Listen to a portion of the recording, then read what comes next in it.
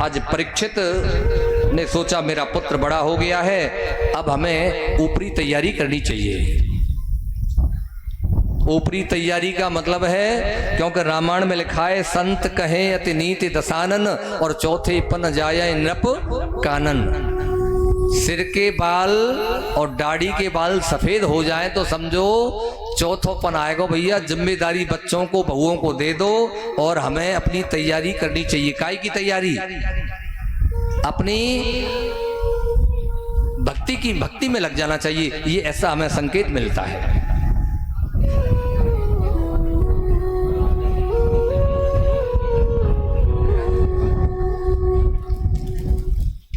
आज बड़े पुत्र जन्मेजय को राज्य गद्दी दे दी है, उन्होंने युवराज बना दिया। स्वयं जो है, और देखो इतने प्रतापी राजा हैं, कभी कभी राजा का कर्तव्य होता है।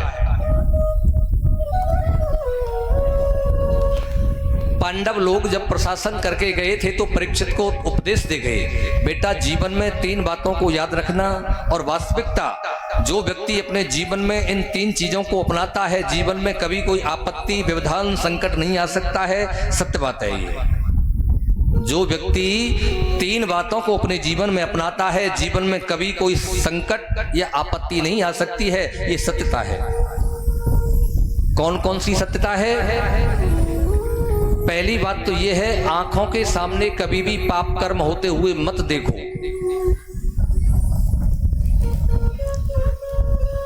अगर शक्ति है तो पाप का डट के सामना करो, शक्ति नहीं है तो आंख बंद करके निकल जाओ, अन्यथा आप भी दशांश पाप के अधिकारी हो जाते हैं। क्योंकि 5 महापापी भागवत में बताए हैं। 5 महापापी होते हैं। कौन कौन से हैं?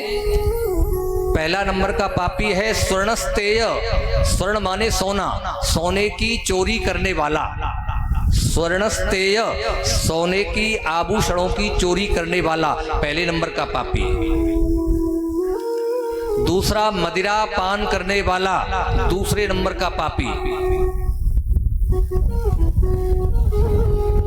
और तीसरे नंबर का परिस्त्री गमन, जो परिस्त्री गमन करता है, वैश्यावृत्ति करता है, वो तीसरे नंबर का पापी। और चौथे नंबर का जो इनके साथ में मित्रता रखता है, इनके साथ में खाता है, पीता है, रहता है, जो केवल कुछ करता नहीं, केवल मित्रता है ऐसे लोगों से, वो भी उतना ही पाप का अधिकारी है जो कि वो है। अब बोले इन पापों से मुक्ति कैसे मिलेगी? सत्यता है ये, मतलब जो कोई कपोल कल्पित बात नहीं है। बताया है जो मदिरा पान करता है और जीवन में उसने जीवन भर मदिरा पी है, इस पाप से मुक्ति कैसे मिलेगी? बोले भैया इसका कोई प्रायश्चित नहीं है। और पाप ऐसे हैं, अगर पाप रह जाए तो भगवान से हाथ जोड़ो, भगवान माफ कर देते हैं, लेकिन मदिरा पीने वाले को भगवान कभी माफ नहीं करते हैं। अब बोले कोई तो प्रायश्चित होगो, भाई ऐसी बात नहीं है। भागवत में बोले एक है, लेकिन थोड़ो कर्रो है। कैसो कर्रो है? कि जो मदिरा पान करता है उसके लिए एक जो है भट्टी खोदो, भट्टी पे एक भगोना रखो, 20 किलो पानी डालो उसमें और इतना गर्म करो 20 किलो का 4 किलो पानी रह जाए, 16 किलो पानी भाप बन के उड़ जाए, 4 किलो पानी रह जाए। और जो मदिरा पान करता है 4 किलो खोलते हुए पानी को उसको पिला दो एक ही सांस में, अगर पी गया तो समझो उसका प्रायश्चित हो गया, अन्यथा उसको उसका दंड मिल गया। ऐसा लिखा हुआ है। इतनी बड़ी जो है मदिरा पीने वाले का वो बताइए।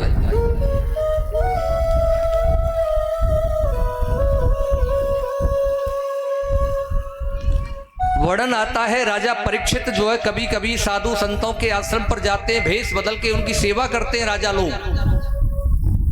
क्योंकि वैसे तो कोई सेवा करने नहीं देगा, राजा है तो भेष बदल के ग्वाला बन जाते हैं, ग्वाला बन के जाते हैं, कभी झाड़ू लगा रहे हैं, कभी संतों के लिए प्रसाद बना रहे हैं। ये उनका भाव है।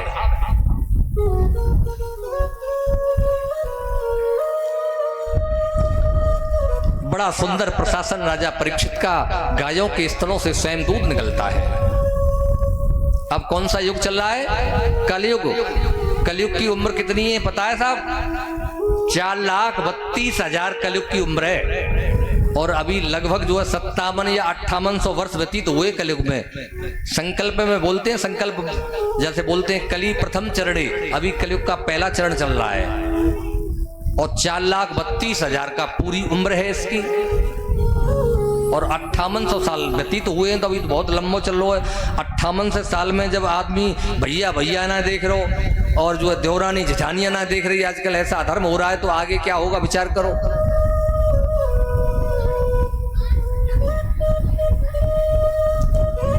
चार 4,32,000 कलयुग की उम्र है और 4,32,000 गुणा 2 है, ये द्वापर युग की उम्र आ जाएगी और 4,32,000 गुणा 3 त्रेता की उम्र निकल जाएगी। 4,32,000 गुणा 4 सतयुग की उम्र आ जाएगी। चेक कर लेना, प्यार से बोलो राधे राधे। एक बार सतयुग, त्रेता और द्वापर कलयुग, ये 4 भैया हैं मां जाए खास। अब सतयुग ने अपना राज्य कर लिया, त्रेता ने कर लिया, द्वापर, अब कलयुग चल रहा है। अब 3 भैया जब रिटायर रह गए तो बोले भैया अब तो कोई काम है नहीं, रिटायर हो गए हैं और जो पेंशन मिली रही है, चलो अपने छोटे भैया से मिलके हमें हमारा छोटो भैया कैसा प्रशासन कर रहा है। तो ये तीनों भैया सतयुग, त्रेता, द्वापर, तीनों भाई अपने छोटे भाई से मिलने आए कलयुग से। कलयुग जो है मंत्रणा कर रहा था, अपने मंत्रियों के साथ बैठकर मीटिंग कर रहा था। दरवाजे पे बॉडीगार्ड लगे हुए हैं। अब मंत्री संतरियों से मिलने जाओ, बॉडीगार्ड होते हैं, किससे मिलना है, क्या मिलना है, 50 बहाने लगाएंगे, मिलने नहीं देंगे तुम्हें और 50 बहाने लगा के वापस कर देंगे। तो जो मंत्री थे उन मंत्रियों ने उन तीनों भाइयों को जो रोक दिया, भैया अभी नहीं जा सकते हो, हम महाराज व्यस्त हैं। उन्होंने कहा भैया हम सगे भैया हैं, उनके एक बड़े भैया हैं और उनसे मिलना चाहते हैं। बोले नहीं, अभी मीटिंग चल रही है, अभी नहीं मिल सकते हो, अभी मीटिंग चल रही है, अभी नहीं, शाम को मिलना 5 बजे।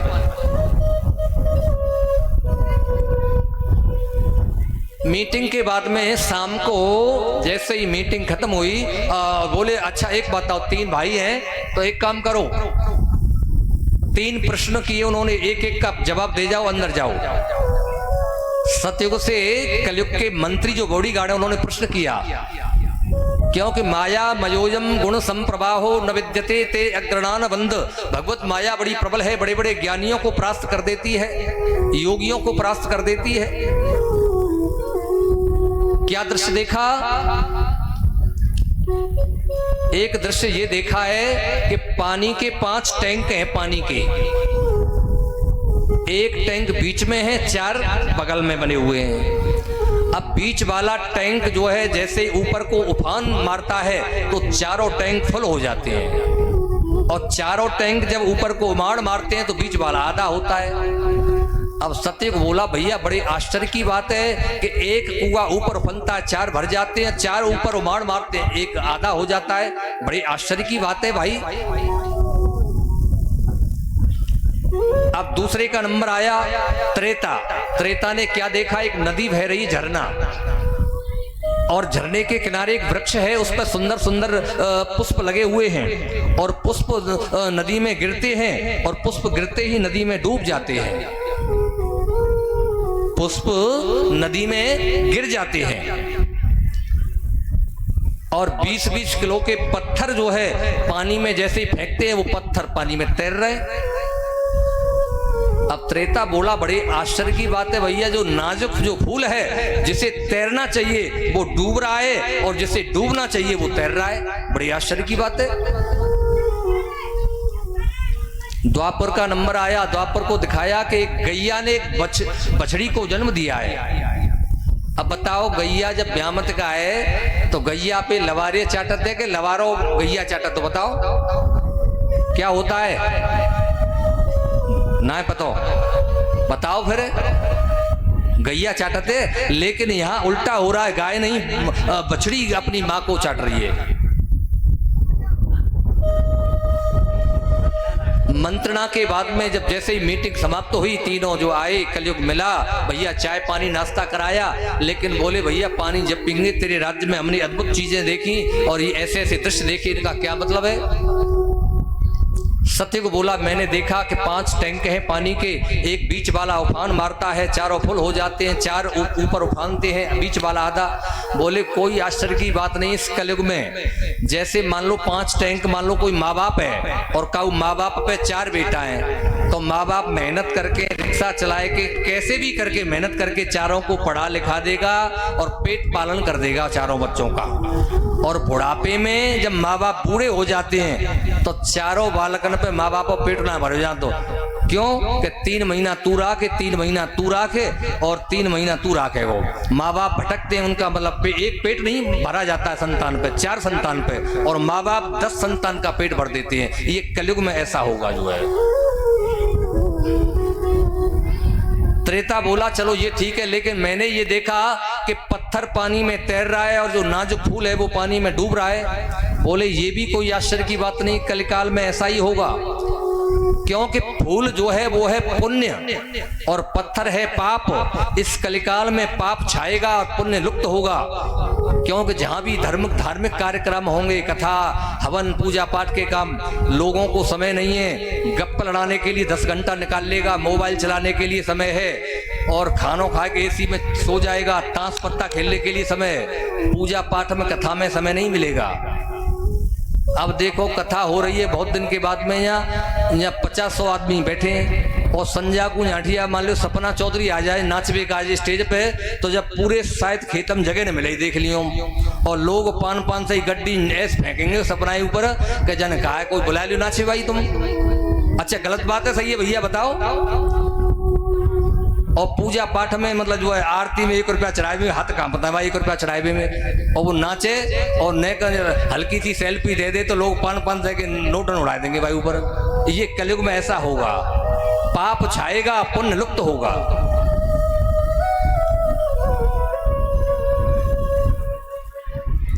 और तीसरी बात भैया जो अभी मैं बता रहा था, कलिकाल में जो गाय ने बछड़ी को जन्म दिया है, बछड़ी अपनी गाय को उल्टी चाट रही है। इस कलिकाल में वास्तविक मान लो किसी बच्चे का विवाह हो जाता है, जब बहू जब आती है तो पहले तो वो जब 2-4 दिन आएगी, देखेगी सास कैसी है, ससुर कैसा है, पति कैसा है, अब देखेगी ये तो सब पागल है, इनके ऊपर अपना साम्राज्य जमाओ।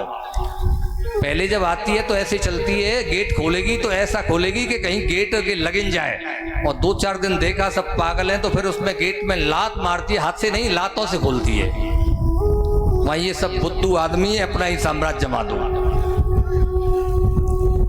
कोई भी काम करना होता है, मम्मी हमारी सास ऐसे कह रही, मम्मी ससुर ऐसे कह रहे, क्या करूं मम्मी बोली ऐसा कर, तू 8 बजे जगो कर, सास पहले जगो कर ही चाय बोल दे। हमारे यहाँ तो ऐसा नियम हो कि हमारी मम्मी भाभी चाय बना के देते, तुम ऐसे ही करे हो। हमारे गांव में तो ऐसा नियम है कि हमारी मम्मी हमारी भाभी चाय बना के देती है, तो ऐसे ही तो मम्मी कह रही है आप भी बनाओ। कुल मिला के अपनी मम्मी से 10 घंटा मम्मी से बात कर रही, और कहें तो 24 घंटा में 14 घंटा मम्मी से, 10 घंटा नैका सोए का जो खानो पीवे का निकालते हैं। 24 घंटा मम्मी से। और वास्तविकता सत्य है, जो स्त्री ज्यादा मायके में जिसका लगाव अट्रैक्शन ज्यादा होता है, ज्यादा फोन पे बात करती है, उसके घर को बिगड़ने में ज्यादा देर नहीं है। सत्यता है ये जो है। अपने विवेक से हमें कार्य लेना चाहिए। आज बड़े प्रतापी राजा हैं, राजा परीक्षित।